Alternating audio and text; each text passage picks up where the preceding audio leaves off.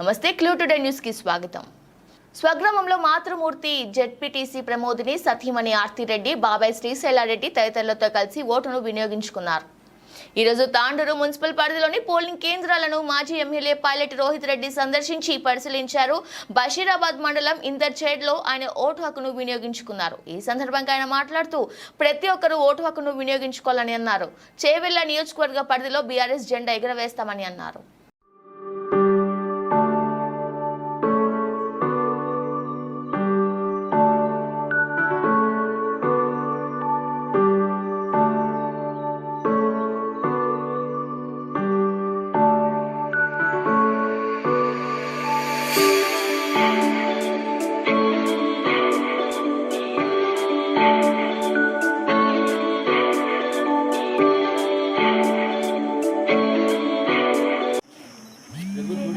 అవును.